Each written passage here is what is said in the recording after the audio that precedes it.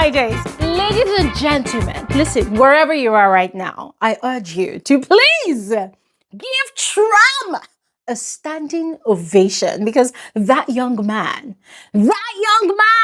totally deserves it. And I'm going to tell you why. But first, let's give him a standing ovation. Come on!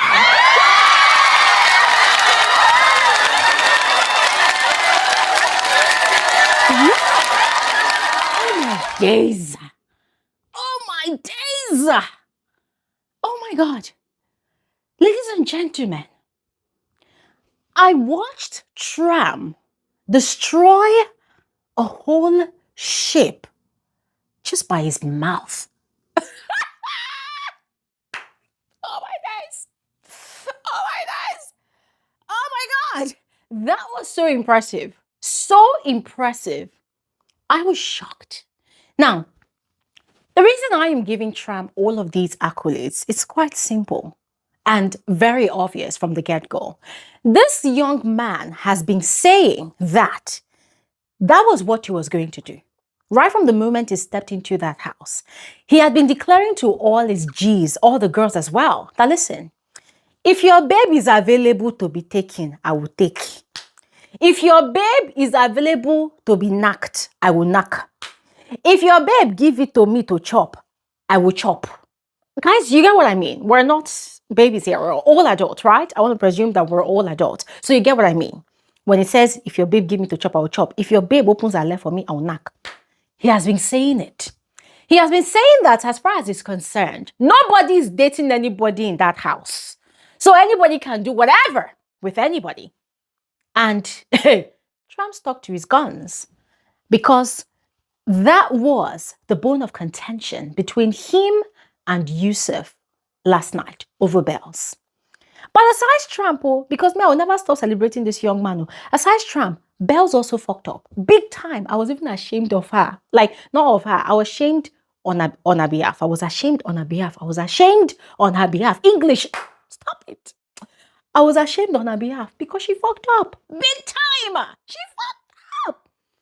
But we're going to come to Bells. Let's go back to Tram again. Once again, ladies and gentlemen, I celebrate Tram. I give him the crown for Disruptor of the Week. Last week, it was Temi that carried that crown.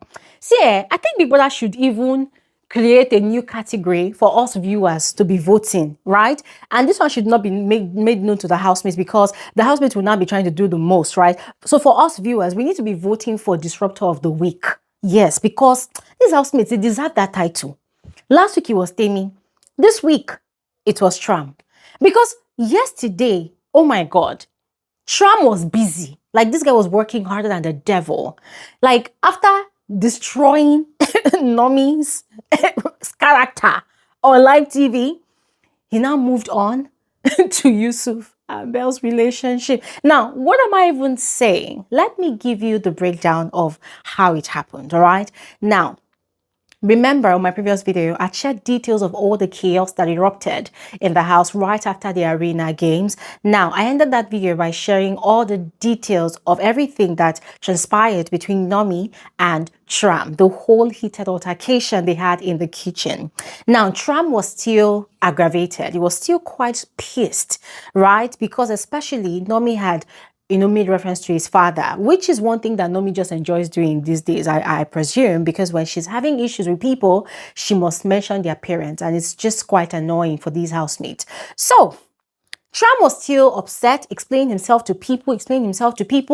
Whilst he was doing that, YUSUF had, he had his own issues with Tram that he wanted to settle. So, I'm sharing these details according to all the explanations that all parties involved had given, and then coupled with the conversations that we watched on live TV, right? So some of these conversations were off cameras. We did not really see it because Big Brother was probably showing something else here. But anyways, YUSUF had summoned Tram for them to have a manly conversation.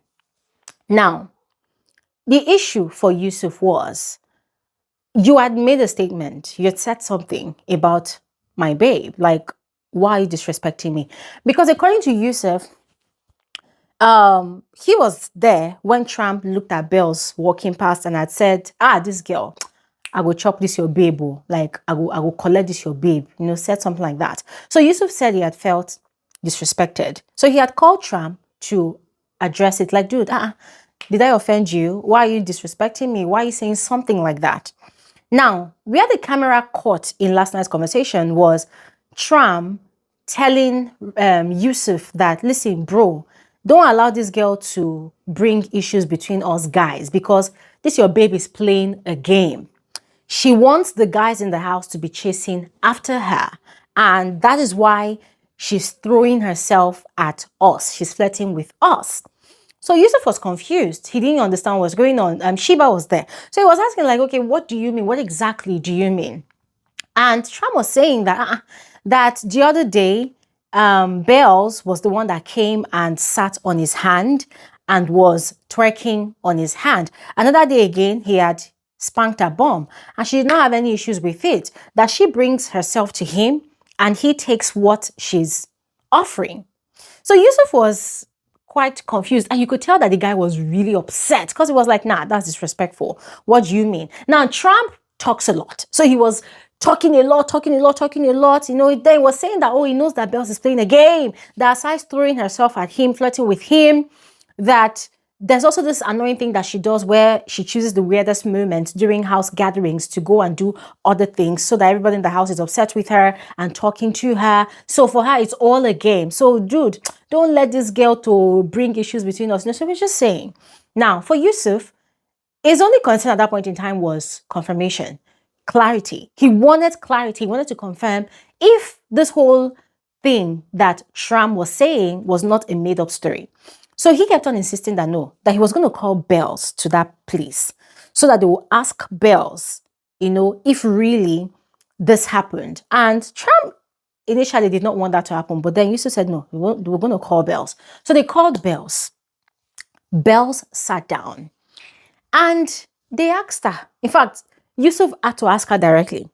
Tram said that you took his hand, put it on the chair, and then you sat on it, and then you were twerking on it. Is it true? Now, Bells was laughing.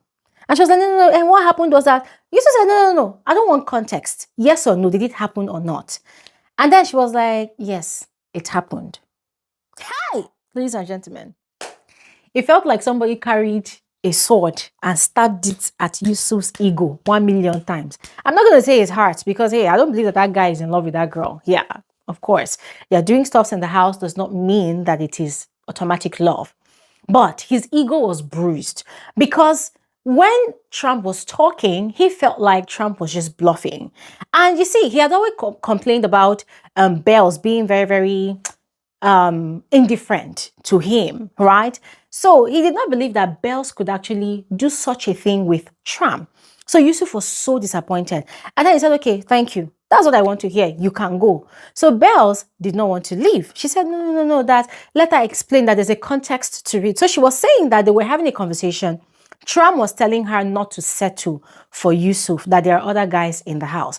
And she was telling Tram that no, that she's not settling, that she really likes Yusuf as well. And the guy said he likes her. But Tram kept on telling her that no, don't settle, that look, now there are other guys around. You people have even kissed in public. Why? You're settling, there are other guys. So in other words, Tram was trying to enter her head, right? But she kept on saying that no, that she liked the guy. So now the question is, why did you now sit on his hand and twerk on it? Why are you flirting back with him if really you like the guy and both of you are together? So she was trying to make a case for herself, but Yusuf was not listening. Then she went to go and sit down beside Yusuf and was telling him, let's go and talk. The guy was like, no, don't touch me. Stay away from me. I don't want to talk about this. It's fine. Go away. I don't want to talk. So at that point in time, she realized that, okay, Yusuf was serious. Now, Trump was telling Bells that, listen, that it is tonight that he realized that Yusuf really, really likes Bells.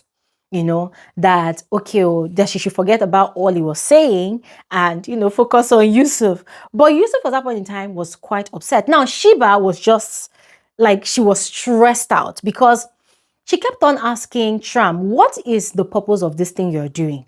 Why are you doing this? Why are you doing this? And Trump was saying that no, that is just a guy's conversation. He just wants to clear the air, because he felt like nobody was dating anybody in the house. And Sheba was like, but you know that these three people have been together. They've been together, they've kissed in public. So why do you think that they are not dating or they do not have a thing going on in the house? But Trump was still making a case for himself. Now, it was in the midst of that whole conversation. In fact, Ricky even joined them. Then it was in the midst of that whole conversation that I think Yusuf had a moment of clarity. And then he turned to Sheba and said, Sheba, don't make a case out of this. He turned to Shram. Did I say Shram? He turned to Tram and he shook his hand. He said, my bro, there's no problem with this. So we're good. We are good. Because both of them now started saying that, listen, this is a guy's thing. If your woman carries herself to another man and the man chops her up, it's not your fault. It is her fault. She took herself to the guy. Because at the end of the day, they did not know each other from Adam. They're all in this house for a game. So if Bells does not respect herself and does not respect Yusuf, but then goes ahead to go and have something to do with another guy, then it is all on her. There's no problem. It's a guy's thing. So Yusuf accepted it. He said, it's fine. It's fine. That he doesn't care. It's fine. He's not upset with Tram. They are good. And ladies and gentlemen, Trump went on and on and on, still talking. But at that point in time, Yusuf was so disappointed. He was so upset. I wouldn't say he was heartbroken, but he was really upset. Now, he went away from the conversation. And I think Bells followed him, or whether he summoned Bells, but later they were having a conversation, or they were trying to have a conversation about that whole situation. But sadly, it did not end well. Even when Yusuf was trying to have a conversation with Bells about everything that had just unfolded, Bells was not acting serious, ladies and gentlemen. He was trying to express his feelings to her, that he was just disappointed, but at this point, he doesn't really care anymore. And she said that, that it was just now that she realized that he took her serious. That most of the things that people were telling her that he was trying to use her for games, to play the game, that was just trying to use her to catch highlights. But Yusuf was like, Bells, what do you mean? You sleep in my bed every night. We spend time together and you're saying that you did not think we were serious. I've told you I like you, blah, blah, blah. And Bells was not being serious in that whole conversation, So that really upset Yusuf. And Yusuf told her that, listen, I don't care anymore. So Bells was trying to say that, oh, but don't be too harsh to me. Let's talk about this. And he said, what makes you think I still care about your feelings? I don't really care about your feelings anymore. I don't care. So Bells was like, okay, fine. And she walked away. And Yusuf too said, fine, they're done. Yusuf then called Godessa. Ladies and gentlemen. He called Godessa, he believes that Godessa has eagle eyes. She's the most observant person in the house, that this was what he was trying to have a conversation with her about, earlier. Because earlier, she wanted to call him for the conversation he said he wanted to have, but he said he was coming after they finished that whole drama. So he was now telling Godessa everything that happened. And Godessa was like, oh, wow, that was really messed up. That Bells should not have done that, should not have twerked on Tram's hand. That the whole of yesterday, that's the previous day, Tram was literally doing the same thing to her, was flirting heavily with her. And Yusuf asked, oh, did you oblige? Because she said Tram was flirting with her and even told her that, that he wants them to have a bath together, that he was going to oil her body, she should come to his bed, really flirting with her. And she was laughing. I watched that whole thing play out. And Yusuf asked her, did you oblige him? Godessa said, hell no, that never, that she already has Araga. So Yusuf said, but you see, that's the point. Bells does not get it, So he was saying that he was done, that there's no way that he's coming out of this. There's no going back. So Godessa now asked that, okay, but can you get past it? Can you just forgive her and move on? He said no, that they were done. Now, there was something Godessa was doing in that whole conversation. She was trying to make herself look like the most upright female in the house, like the best girl in the house. Oh, people don't want to talk to me, people are afraid of me. But look at me now, what's wrong with me? Because Yusuf was saying that, oh, I know that we don't really talk that much, but I just want you to give me your observational skills. What did you notice? So instead of about to directly respond to his question, she was now selling herself, marketing herself as the most upright person in the house that the people should be talking to, but instead they were running away from her. But anyways, that was the conversation they had. Now, Bells had a conversation later on with Flora and Oyin. In fact, before she even joined that conversation, Flora was telling Oyin that she had overheard Yusuf and Martin's conversation on a particular day when Yusuf had opened up to Martins that he actually has a girlfriend outside the house. And Yusuf, Martins was asking him, oh, are you going to leave the girl because you're with Bells now? And Martin said, no, he can't leave the girl, that they already have an understanding that he's coming to the show, that he cannot leave the girlfriend outside. So Martins was asking him, so what are you doing with Bells in here?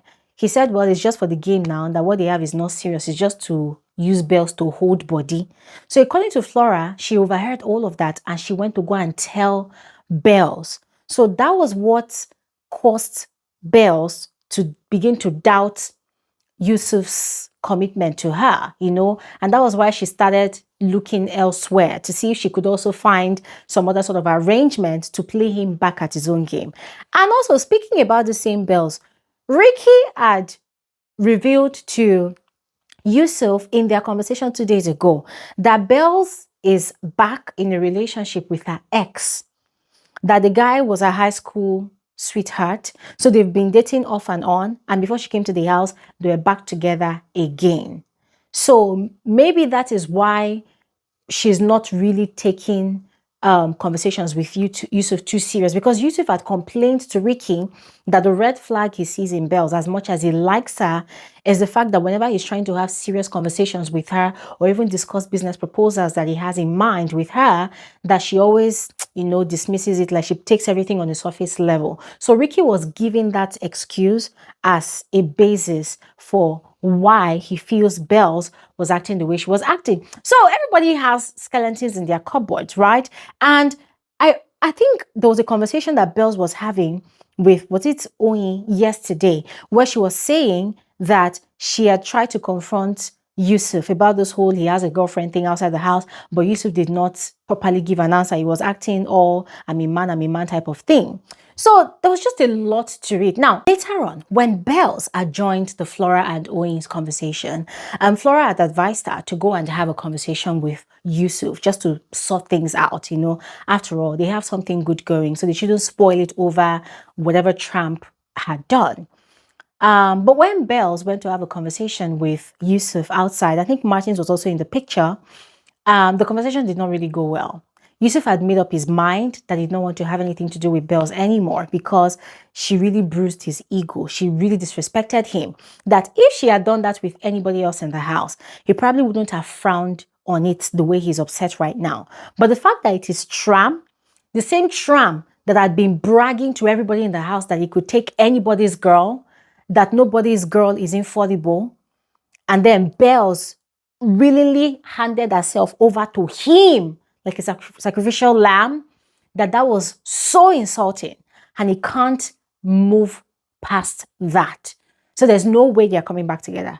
But he doesn't mind being friends with her, but going back to relationship, that is not doing that anymore. Bells still wants the relationship to continue, but Yusuf said no, he's done.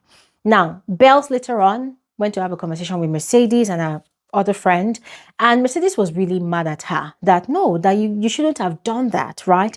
Because I've been telling you, this guy likes you, but you've been taking him for granted. But now look at what's happening. And you didn't do this with anybody else. It was Trump. So they were just talking about it. And Bells then said that, well, if the whole thing does not work out with Yusuf, that she has a plan B. Ladies and gentlemen, I'm waiting for this plan B. I want to see what Bells will do. But ladies and gentlemen, my question to all of you is, what do you think about this whole situation? Are you happy that Tram scattered this table? I mean, we can't entirely blame Tram for breaking up the ship because Bells did what she did with her own hands. She's an adult. She knew what she was doing. However, do you also think that YUSUF has a right to even be upset, knowing fully well that he also has a girlfriend outside. What are your thoughts, guys? Let me know in the comment section below. Now, finally, for this video, the thing that happened between Araga and Cassie, ladies and gentlemen, I already gave details of the fight between Cassie and Godessa on my previous video. If you missed it, please go ahead and watch it, all right? But back to the thing that happened between these two people. Cassie was done cooking. He had served the majority of the house that wanted to eat. And he was now making declarations to Araga that, despite the fact that your babe and I, we have beef, I still feed your babe. I still know, say I know will keep food for her. Like, I still served food to your babe.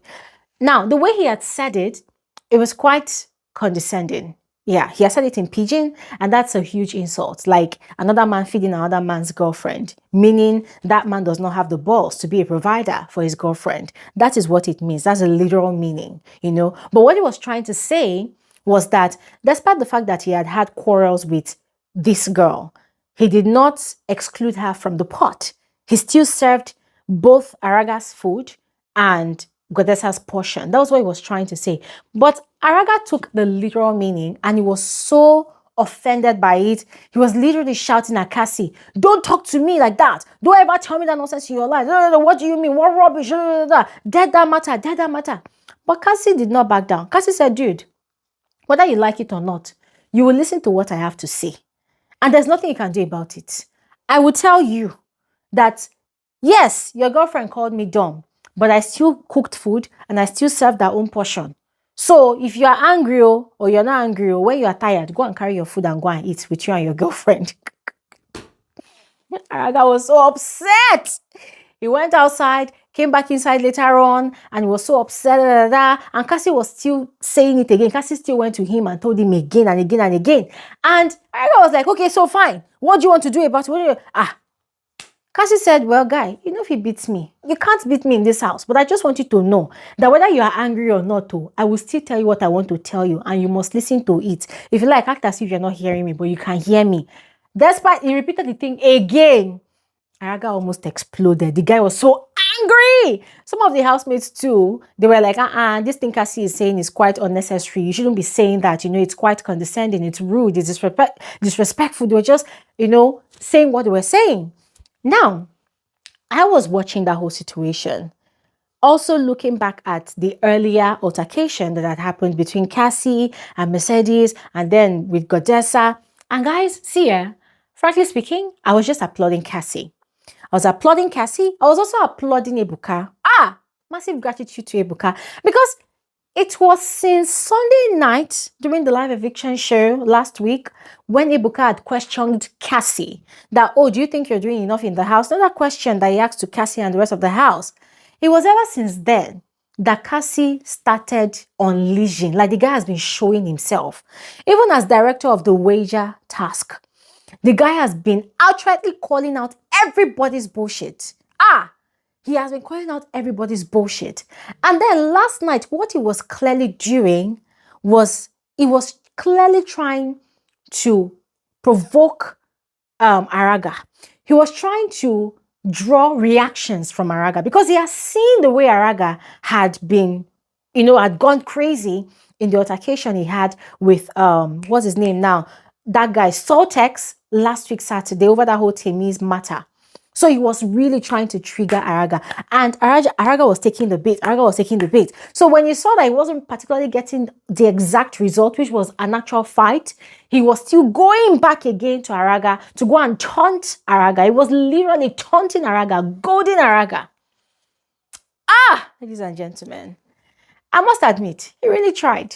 He really tried. So by Sunday, when Ebuka comes back, I'm sure that Ebuka is not going to ask Cassie that question again because this guy used this entire week to prove to Ebuka that, dude, I did not come to this house to be a spectator.